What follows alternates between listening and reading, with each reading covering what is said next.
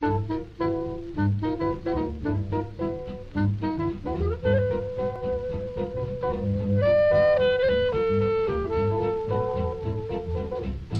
guys, it's your loving uncle here, Uncle Jonah. I'm back with another beer review, and of late I have been drinking some dark stuff, the dark beers, the stouts and porters, and a few of the dark ales, ruby reds, and a little bit darker than that. And I'm going to do a beer today. We'll call it Thirsty Thursday today. I'm going to drink this one for you.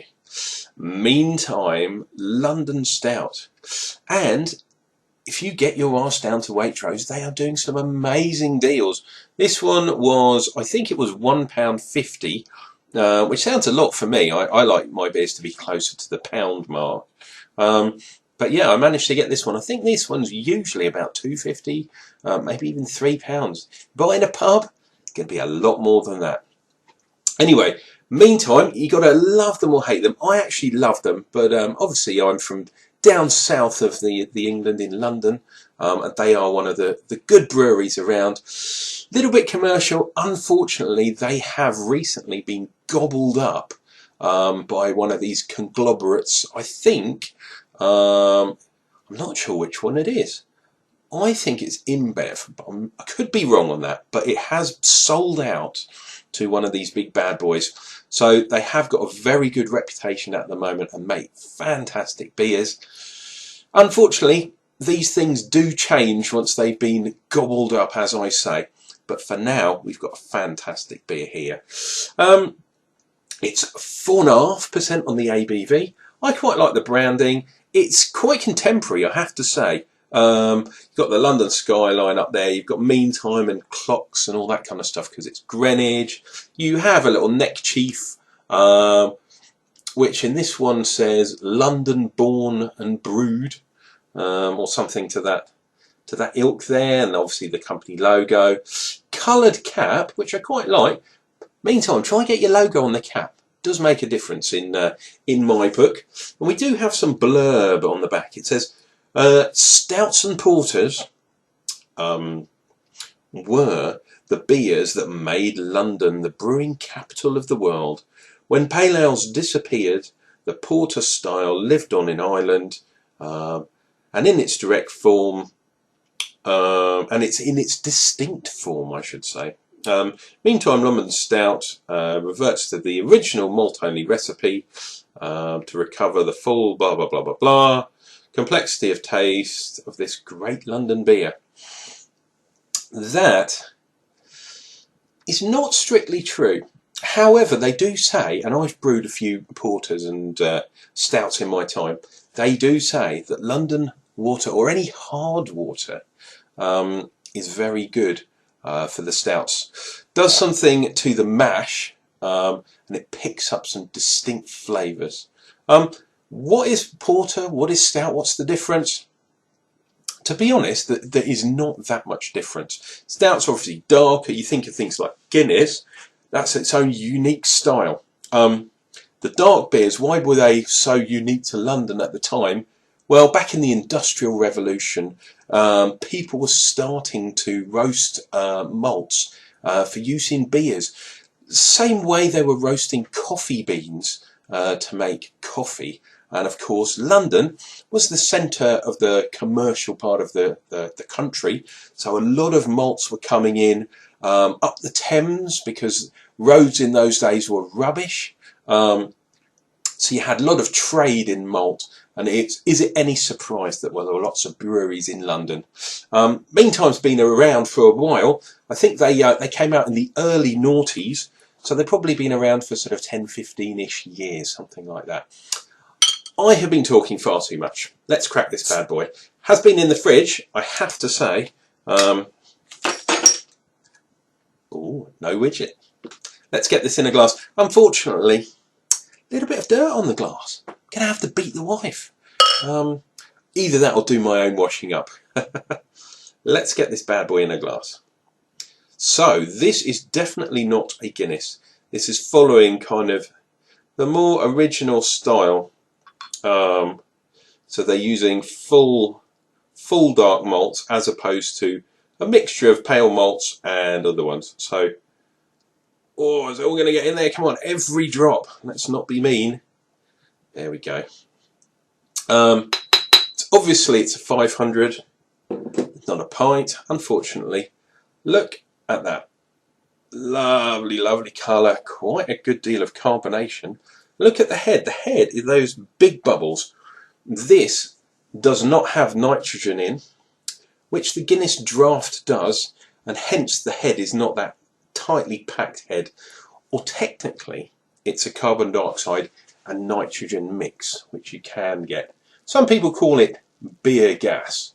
Look at those bubbles, just bursting. But do you see how large the bubbles are? That is definitely not a Guinness type head. It looks quite good though. Yeah, looks a little more like a Guinness original. Yeah, we're getting that roasty kind of aroma.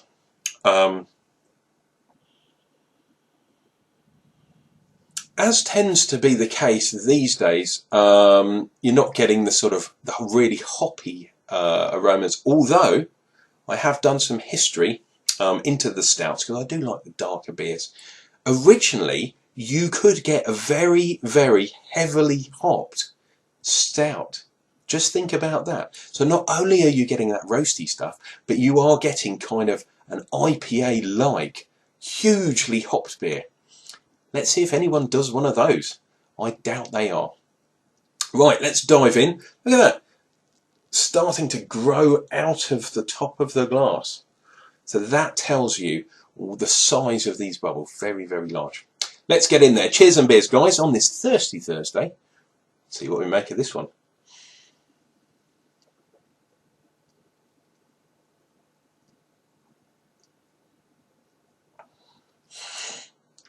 Oh, bit of the old head in the tash.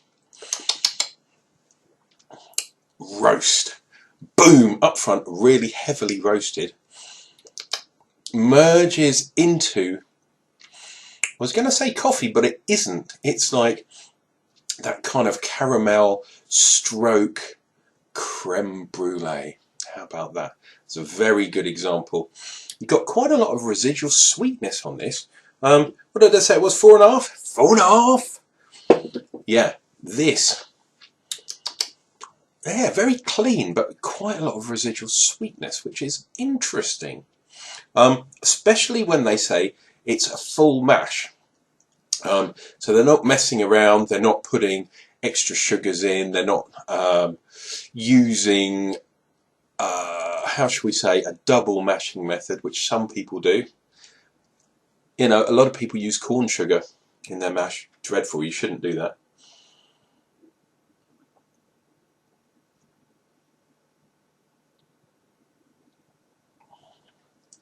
Oh, second hit.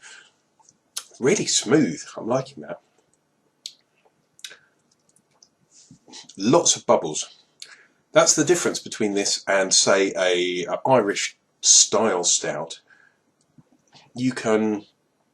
I don't think you'd be able to down this very quickly because of that huge amount of bubbles, lots of gas.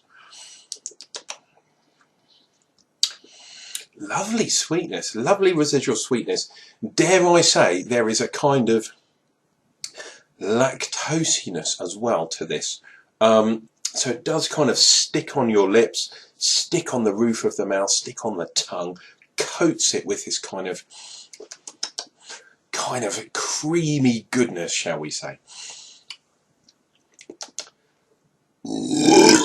I beg your pardon, I did say it was well carbonated. On the burp, on the follow through, now I'm starting to get a little bit of coffee, but it's not like an espresso, boom, cremolaya kind of thing. It's definitely, yeah, it's definitely more sweet, like a syrupy kind of thing. I'm sure there's not that much sugar in here, but it just kind of, it hasn't fully fermented out, if that makes sense. So it would not surprise me one iota if they have somehow stopped the fermentation at a certain point to give you a reasonably low alcohol, but to maintain some of that sugar, that kind of syrupy stuff in the liquor, shall we say. Let's get back in.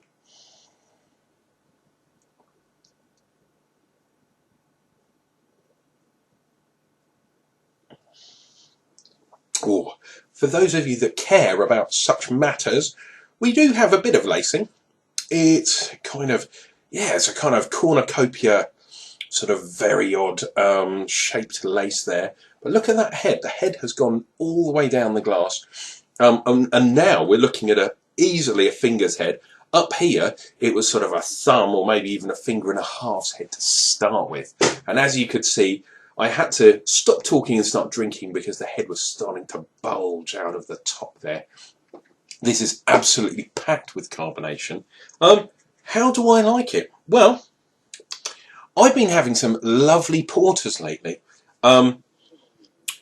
This is a little bit lighter, I have to say, on the flavour. It's not one of those real heavy, chewy type beers. Surprisingly enough, this is quite light. And I'd have to say, something like the Murphy's, or perhaps even the Guinness, they are quite light beers. They are really dark, but you could definitely, they're easily sessionable. Obviously you might have repercussions the next day, and for those of you that drink a lot of Guinness, you'll know what I mean. This one is different to that. This one, in colour, very dark, obviously. In taste, very light. You do have that roastiness, but it is not overpowering. So I have to say, I quite like this beer.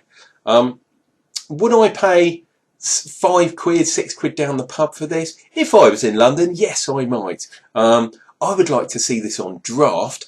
You have started seeing meantime beers around. Their Yakima Valley or Yakima Red beer is an absolutely fantastic beer. This one is also a lovely, lovely beer.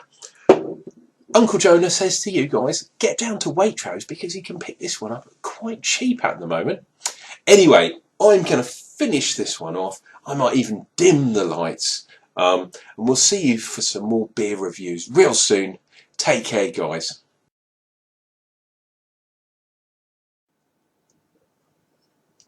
Oh, lovely, lovely beer. Now, I was thinking, because I'm such a nice guy, I might as well tell you about some of my other videos. So, if you click this little box up here, you get to see my Digesting Beer series, which is me ranting about all kinds of things. This week, as you see up here, it says, should we age our beer? That's me talking about that. And if you want to click down below, just here, we're talking about easy homebrew. And as you can see in a minute, look at that. This is one of my homebrewed ciders that I made. Bit too carbonated, that one.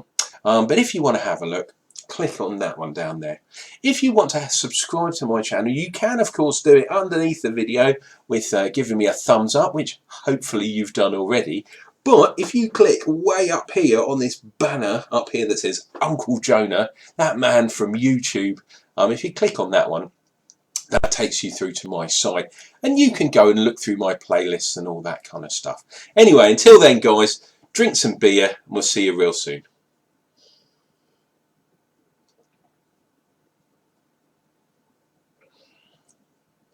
I'll have to get another one now, eh?